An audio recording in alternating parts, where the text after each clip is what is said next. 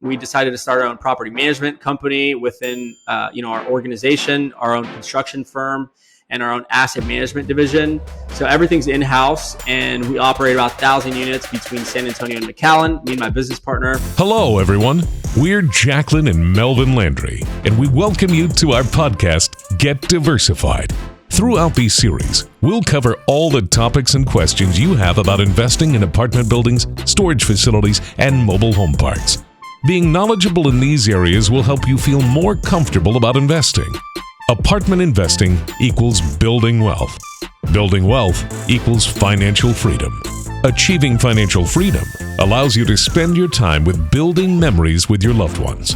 Let's face it, time is the one element in life that is limited, and you don't want to waste it. What's going on, everybody? How we doing? And welcome to another episode of Get Diversified. Today I have my guest here who's a mover and shaker. His name is Adrian Salazar. And today we're going to be talking about the importance of mindset, right? Getting your mind right in order to take action to realize success. And if there's anyone in the world who I wanted to kind of provide the feedback and drop some vicious dimes in terms of executing the plan, doing what he needs to do to be successful, is Adrian. Welcome to the show, brother. Thanks, Melvin. Thank you. Thanks for having me, man. Excited to be here. Appreciate it, man. So, Adrian, hey, man, we'll go ahead. We'll kickstart this thing. So, won't you tell the world, man, tell our guests in terms of where you're from, your strategy and getting into multifamily and just how things kicked off for you, man, to get to where you are today. Go ahead. Yeah. So I grew up in a small town called McAllen, Texas, border town here south of San Antonio. There's about 150,000 people, probably a little bit more now. Average income family, money was always a topic. We weren't well off. I was, a decent kid in school. I played sports. And I would say that I found my passion in architecture, construction, and real estate. Well, not so much real estate, but architecture and construction. When I was about 6 or 7 years old, I went to a buddy's house, and, he lived in a mansion at the time. And, when I was walking through the house, I was just amazed at, the whole, interior design of the building. So I really fell in love with, designing and architecture and buildings. And, I played like Legos growing up. I was, playing Sims games, kind of building spaces for, different video games that would build spaces. So I would say that I found my passion in architecture, when I was about 6, 7 years old, and I pursued it, in high school. So I competed against, other people in my area in, AutoCAD competitions, design, drafting. And then I pursued that. I got a scholarship to attend the University of Texas at San Antonio. Okay. And in the meantime, before I moved to San Antonio, after I graduated high school, I got introduced to an opportunity of a direct selling, network marketing opportunity by one of my best friends in high school.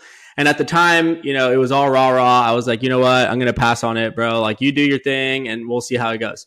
And sure enough, fast forward a few months, 6 months, I started seeing his posts on social media and that he was making money and that, he was traveling and that he was, meeting new mentors and making money and, having home events. And so, I decided a year later after he introduced the idea to me to join the company. And this is kind of right before I moved to college to San Antonio. And I, got introduced to this company. You could build an organization, a global organization. You could sell health and wellness products. You can have people in your team. You can recruit them, have them sell products. And then, so I like the idea and I like the concept of residual income and build a business from home. And so fell in love. And when I joined the company, I was about 17 years old. And I knew nothing about business. I knew nothing about, personal development. I knew nothing about, anything of that sort until, they started plugging us in with mentors. And those mentors recommended, Think and Grow Rich. They recommended Jim Rohn. They recommended Tony Robbins. They recommended Bob Proctor, Darren Hardy, Eric Thomas, Zig Ziglar, all those guys that are legends, in my opinion. And they're my mentors today, even though they're not around, some of them. And so, in the beginning, when I picked up personal development, when I was with this company, I didn't really understand it. It was confusing. It was just overwhelming, a lot of information, and it didn't really make sense to me at first. And then I put all those books aside and I just started taking action in the company, calling people and having events. And, that's kind of also when I had to go up and start speaking in front of people when I was 17, young, I didn't really know. So I put myself in this room where, people were striving to be, successful millionaires. Right. So, it rubbed off on me. And then I picked up those books again and started implementing the tactics, and it really made sense and it worked for me. And I built a huge organization. We had about 700 people on my team, in Germany and Mexico, all over the U.S., different parts of the world that were ordering product in my organization, and it was amazing. I was making $5,000 to $10,000 a month residually when I was in college, so it was great. And so one day it just kind of went out. Everyone started leaving the company, and everyone was confused as to why. And that's kind of when I started saying, like, you know what? I mean, I'm going to probably look another way. I'm going to have to look at, different options. So, the company went out of business and I had to, pick back up. All I had was my personal development, right? And my motivation and my desire to win. And so I used that. And I was on Facebook one day. I was 17, 18. I was on Facebook, got an ad for a Rich Dad, Poor Dad, Robert Kiyosaki event in San Antonio. And at the time, I knew who he was because I had done the reading. I had read Rich Dad, Poor Dad. If I wouldn't have done the reading, if I wouldn't have, picked up that book and devoured that book, I would have never known who, Robert Kiyosaki was. So I would have probably passed on that ad. But because I knew who he was, I attended the event. It was like a real estate event in San Antonio. It was a free event. I thought Robert Kiyosaki was going to be there. It was not. He was not there. It was all of his other coaches. And all they were talking about was real estate, pre-foreclosures, wholesaling, flipping houses, making money, $20,000, $30,000, $40,000. And I mean, light bulbs went off. I told myself that I wasn't going to let an opportunity pass again, like I did with the first direct selling company. Yep. And I took action. I shook people's hands. I met people in the room and they told me to join a bunch of RIAs. I joined all the RIAs and I started going to events. I was the first one at the events. I was the last one to leave. Most of the time I was one of the youngest ones there. Sure. And I got involved, I put myself in the room, and that's really, my first kind of, idea into real estate when I was about 18 years old. And I started going to these RIAs. I was a full-time college student. And I was making time. To go out there, and I really saw the light bulbs go off. And then I started meeting people until finally I met one guy who was willing to take me under his wing and willing to, train me and coach me up a little bit. And I did everything he asked me to do within a few days. He freaked out. He saw my hunger, and he basically took me under his wing and said, you're going to focus on acquisitions. And so, started, finding deals, started cold calling, started knocking on doors, started, pre-foreclosures, chasing them down. I had VAs skip tracing. I had VAs sending mailers. I mean, I built an organization of, targeting off-market leads. And I did that for about 4 years. Fast forward, we closed on about 85 different houses, single family in San Antonio, a mixture of wholesaling and flipping. And I was in charge of the acquisition side of the department. And so I got really good at it. But until one day I really just hit a peak. I was making good money, but I wasn't building net worth. I wasn't building, legacy. I wasn't building generational wealth. I was not, building residual income, security. I mean, it was very transactional.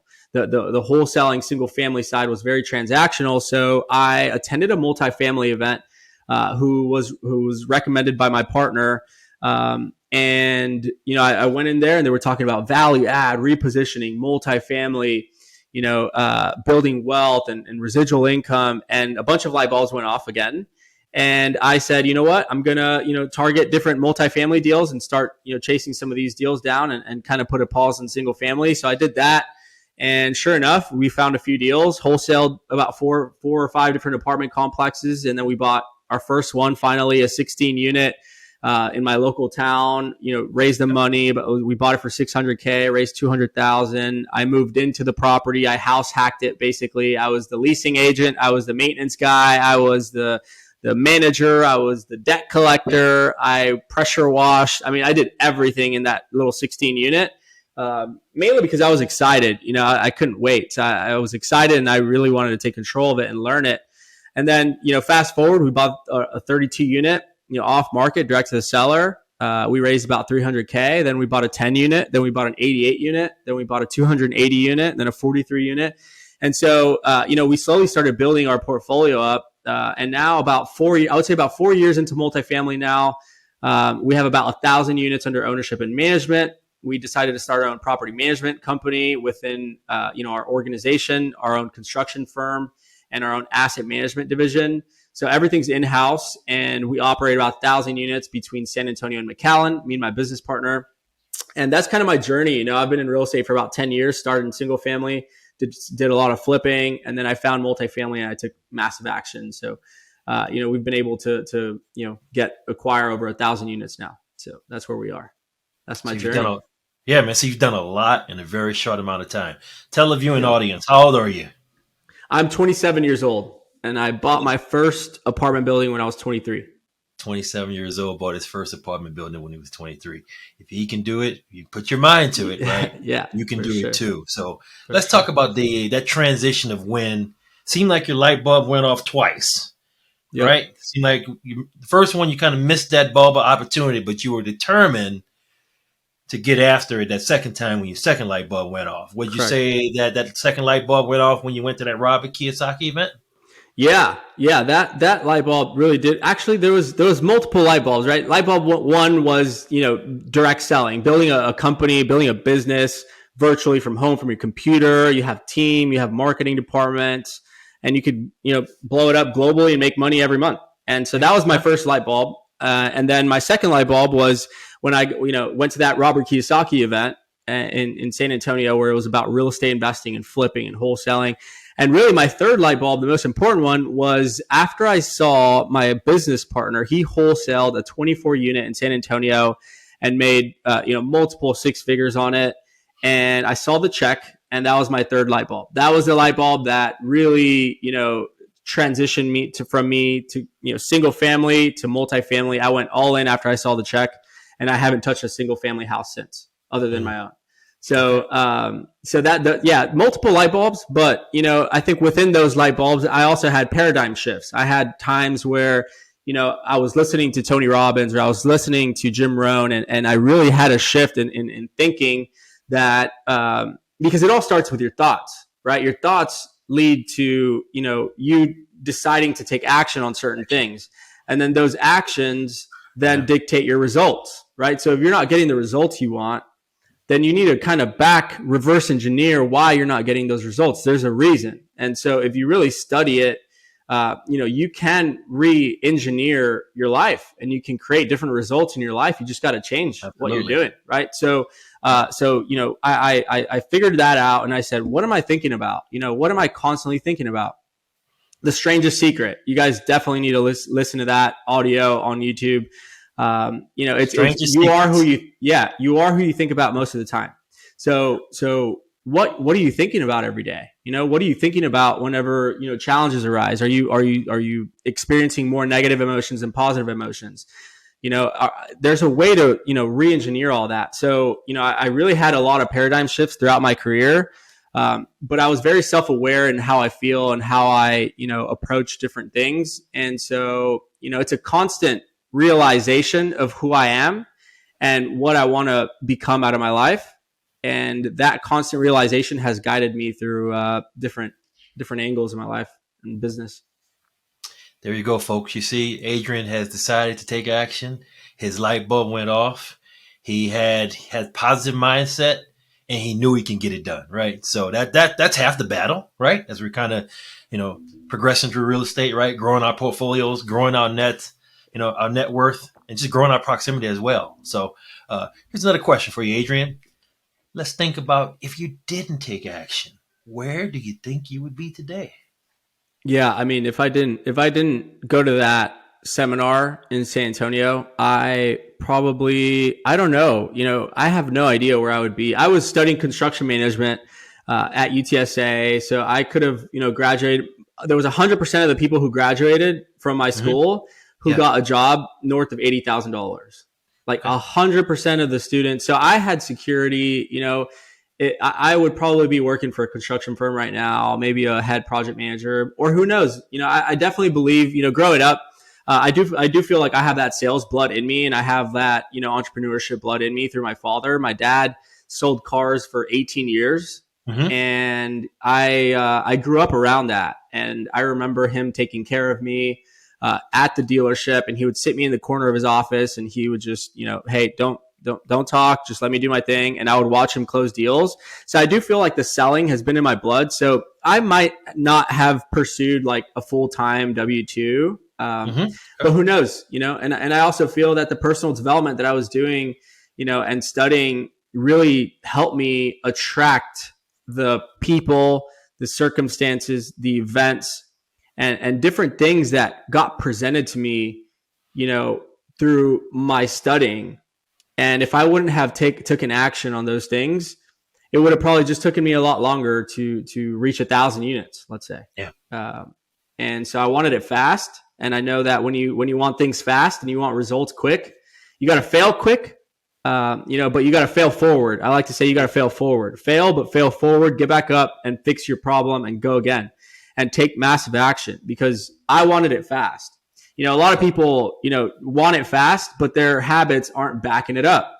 You got to be able to be taking massive action, calling brokers, building relationships, calling owners, sending out mailers, going to events, going to networking events, getting on a podcast, listening to podcasts. Like, you got to do all that stuff. You got to learn the language. You got to, get super involved in what you want, because then it's just going to happen much faster, Absolutely. And so that's kind of my philosophy behind that. Yeah, I don't know if you noticed on social media, I kind of put out a post, hey, a real estate podcast a day keeps the doctor away. Yeah. Keeps me motivated to get out there and go run in my area, which is Western PA. Yeah. And just kind of get the mindset, man. Keep the mindset instilled. It's like continuous improvement, right? You can never, it's easy to think negative. It's easy to kind of put your thoughts in places where they really shouldn't be. But having that mindset, that drive, and you're epitome of that, because you're killing the game, right? You're 27 years old, 1,000 units, vertically integrating, and you're growing, right? I mean, man, you're rolling. So let's talk about diversification, man, in terms of your journey, right? In real estate, any other things you're kind of giving consideration to in terms of kind of diversifying your portfolio, your net worth, anything from that standpoint, or you're bullish one straight line on multifamily? Any thoughts to share on that? Yeah, so I'm very bullish on multifamily. Class C, Class B, more Class B now, but in emerging markets, Texas, I'm very bullish on Texas. And, I think, so single family flipping works. I know people who are millionaires. I know, people who showed me that, have notes that, have houses they're flipping, making $50,000 to $100,000. I mean, you can make money in different, there's so many different ways to make money in real estate. You can do single family wholesaling. You can pick up sub twos. You can do seller financing. You can do, notes, create notes, sell notes. You can do like mobile homes. You can do land, storage, small multi, retail. There's a lot of different ways to make money in real estate. Yep. So there's not one that, in particular that works over the other. It's just really what do you like, right? And what is your crowd going to be excited about? Because you got to consider, people that, you're going to bring in as partners, or you're going to bring in as investors. You got to consider, what they like, what they're going to be interested in. But in my opinion, multifamily, I've done a little bit of everything in real estate, but in my opinion, multifamily is the fastest way to retire and build generational wealth. Value add multifamily. Yep. I haven't seen any other vehicle out there, that can really truly secure your financial freedom, your financial blueprint, your generational wealth for generations to come. Even though you're exiting deals in 5 years, like just like knowing how to do it and knowing the process and going through that deal, that next apartment complex you buy, you're going to be much of a better investor, and you're going to be able to teach this stuff to your kids. And who knows, maybe one day you'll buy a 50 unit, 100 unit, 200 unit deal on your own. And then, just do cash out refinances. I have a buddy in Houston that buys these deals on his own, 50 to 100 unit deals, value add. He buys them on his own with hard money. remodels it, stabilizes it, and then refinances it out of the deal, gets money in his pocket, and owns the deal 100%. Yeah, he's going to need money. He needs experience to get the loans. But, you can truly create generational wealth and security, through COVID. COVID was one of the worst economic, downturns that we've ever seen before. People were scared. People, were super living on fear. And, a lot of people thought they were going to die, and so, we went into a little bit of a panic mode, but we had about 80 units at the time.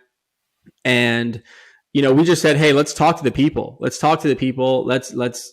since we had our own management, we had the capacity to go in, one by one.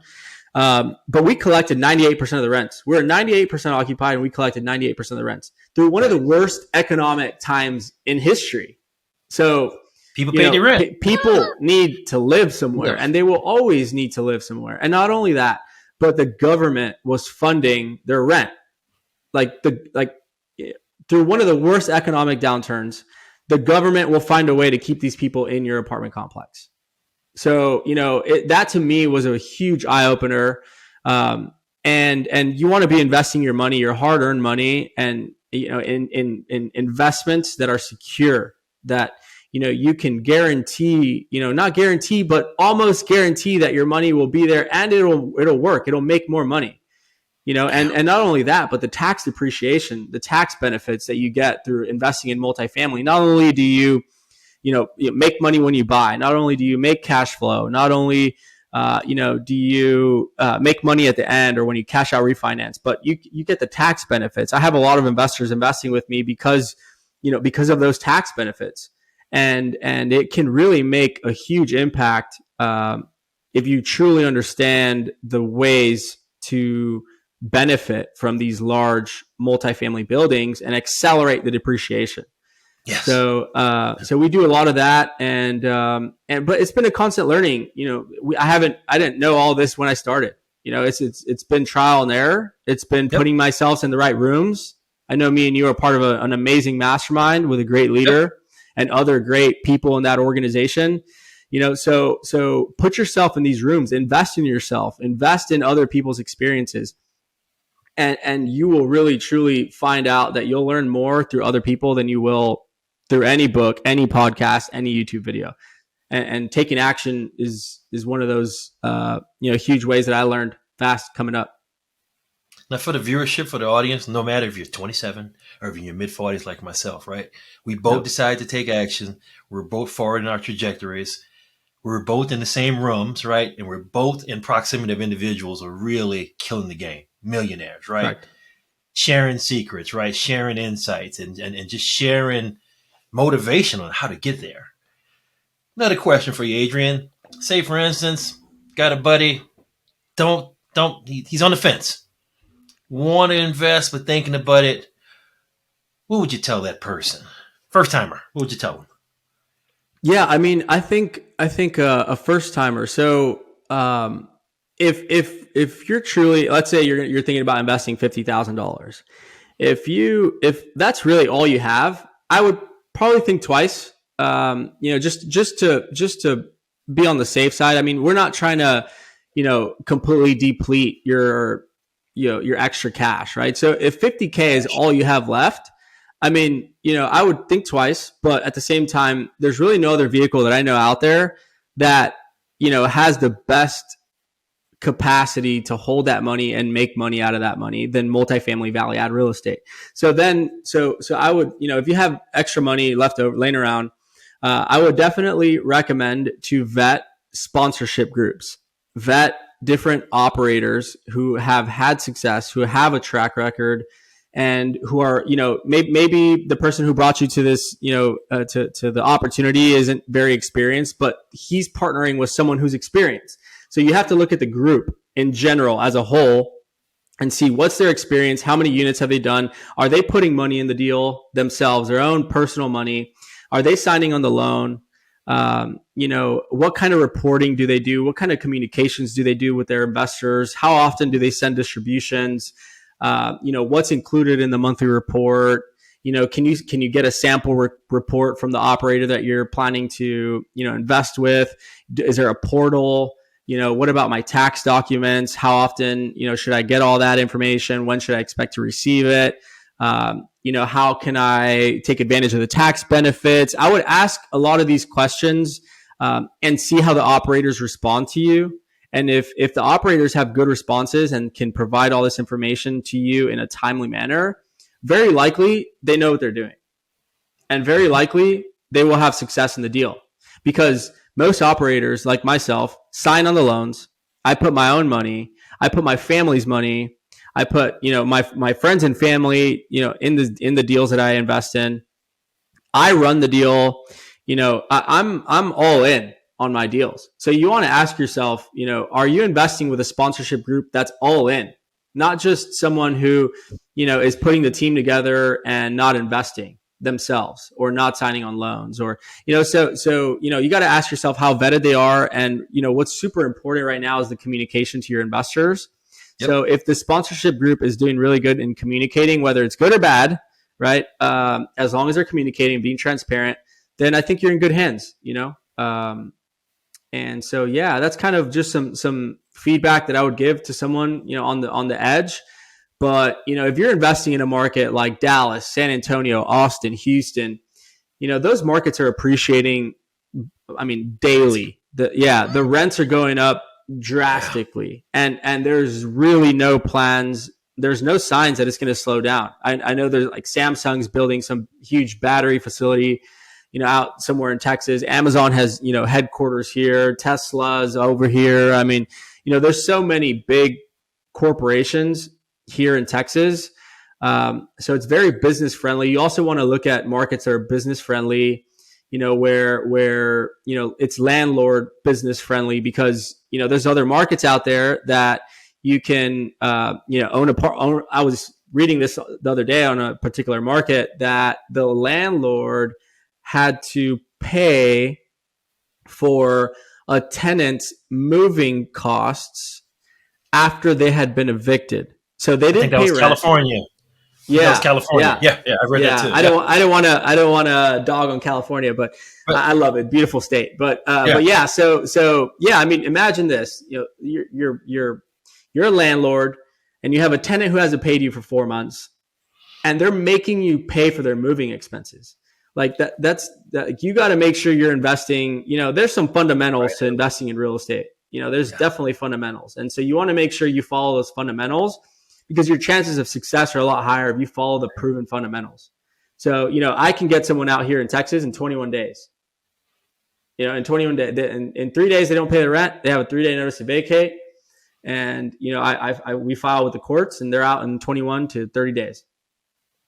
So you got to make sure you're investing in landlord friendly, business friendly states.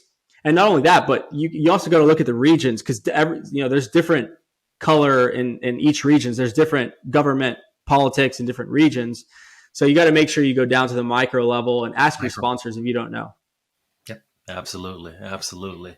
So Adrian, man, you're 27 years old. You have a breadth of knowledge that's unprecedented in the multifamily space. You're bullish on multifamily, and you're looking at a forward trajectory you're going at 100 miles a minute here. Think about another 3 years, man. You'll be hit that age 30. Where do you want to be, man? Where do you see yourself? Yeah. What's next for you, buddy? Yeah. So I want to start expanding into other markets. Right now we have deals in San Antonio and South Texas. I want to start buying deals in Austin and Dallas and Houston. I'm very bullish on Texas, as I was mentioning, the Texas Triangle. Yep. And I want to go out to, Jacksonville, Nashville, Atlanta, Phoenix. I really like Florida. So, I want to start expanding into other states and build the management team and build the asset management team to be able to handle other states. I want to, buy more deals, of course, get to, 5,000. I would say in 3 years, we can probably get to 5,000 units, if not more. And another one of my big goals is to give back, of course, right? I want to, most of my money, there's a part of it that goes into a fund of philanthropy. So I want to, I'm really big on philanthropy. I want to give back, as well as start a fund. Yeah, I want to. So me and my business partner, we're in the process of launching our first fund that will be invested across multiple different assets, multifamily assets, B class in different areas. So, Mm-hmm. I really like the idea of having a fund and really, using multiple properties to give returns to investors. So I really like that idea, and we'll be launching that fund here soon, and just continue to buy deals, and continue to make investors money, and continue to improve the lives of our residents, and improve the communities that we buy deals in, as well as give back to the local communities and inspire other people, and give value, right? I mean, everything that I learn, everything that I'm doing now is not only for me. I truly believe that. Yep. And I got to give back to other people and inspire other young people that that I think are in the same boat as I was when I was growing up. Yep. And Yep. of course, give back to my family, and continue to build a team. I'm a really big team player. I've been one since I was born. I've been a huge sports team players. So right now I have a sales team, I have an acquisitions team looking for deals, I have a dispositions team, we have our management team, asset management. So I want to really grow this community and build a culture, of people who are motivated and who aspire to become great. So that's my goal, and that's what I'm striving for every single day. That's a fantastic answer, man. You know what? That's a true exemplification of diversification, right? Yep. You're in every sense of the word, and you're looking to give back too, right? Which is key and Correct. critical, right? And from a proximity standpoint, from a community standpoint, giving back is definitely a number one aspect, right? If you can help someone else along in their journey, that alone is priceless, right? And it starts with having the right mindset, taking action, surrounding yourself with individuals, right, to be able to help take that action and help move it up to the next level. Correct. So Well, it's Adrian, about. hey man, yeah, hey, absolutely, man. Look, we're near the end of our podcast, so last fire question for you: Yeah. what any piece of advice you would give to a 21-year-old senior who's in college, looking to find their way, really thinking about real estate? What advice would you give to them? Yeah, I would say put yourself in the right room. Start putting yourselves in rooms. You got to pick, right? When I was in college, I was in a fraternity. I had a lot of influences to go out and party, and a bunch of friends, and like I had a lot of opportunities, I would say, to have a lot Yep. of fun. Yeah. But then I also had an opportunity that got presented to me to make a lot of money, right? And to have freedom and to build something that lasts. So it was very hard. I tried to do both, but it was very hard. You got to focus on one, and you got to ask yourself, which one's the one that's going to last, And so, someone young, 21 years old, you probably have a lot of friends. You're probably going out to bars. You're probably, going out to clubs and partying, and really not taking your financial future seriously. So I would definitely recommend you take your financial future seriously, Mm-hmm. and make some moves that, you will be proud of later. You may not know exactly right now how it'll all play out or if it'll work, but I truly believe if you're 21 years old, you can fail for the next 10 years and get back up and still Still have find your another way. shot. Yeah, you can have another shot. I mean, Yeah. so right now is the time to, travel, explore, take risks, get into a sales company, real estate. I mean, it's huge. You can wholesale real estate. You can make money without, having a good credit score. I mean, I was broke. I didn't have good credit. All I had was a phone and a car with gas.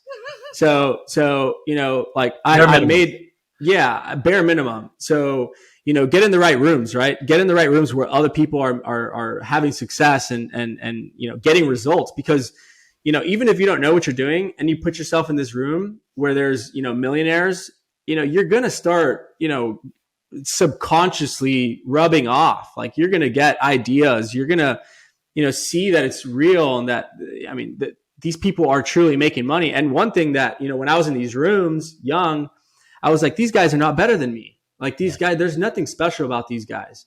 And so, put yourself in the rooms and you'll start getting ideas. You'll start meeting new people, and then, get professional, get serious about your future, commit to being successful, in all aspects of your life.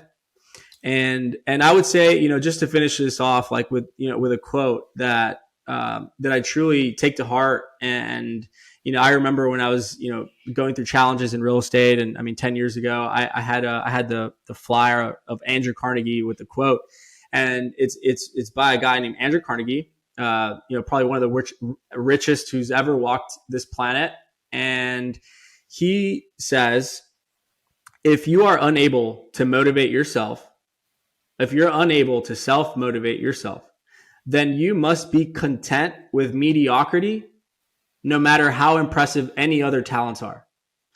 So if you don't find a way to motivate yourself when no one's looking, you must be content with mediocrity, no matter how impressive your other talents are.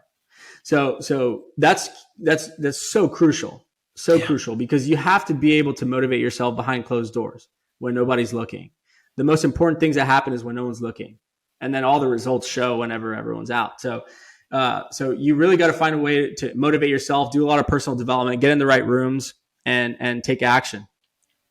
That's what I would say. Yeah. Fantastic response, man. Let's go back to it, right? Even in my early 40s, right?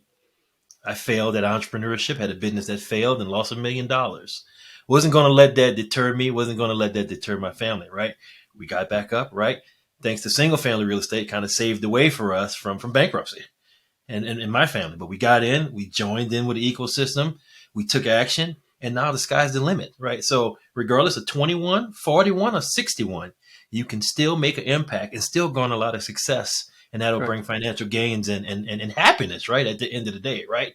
Correct. No one wants to, no one wants to be kind of broke and, unhappy, right? You want to be, you want to realize success, right? But again, it starts with having the right mindset, executing the right habits, and that will garner success at the end of the day. It's about taking action. Yeah. I mean, we're in the information age, right? Yeah. There's a lot of information out there, that's free, that's from qualified people. I mean, last night I was on YouTube watching a interview, and I mean, there are two billionaires talking to each other for 2 hours for free on YouTube.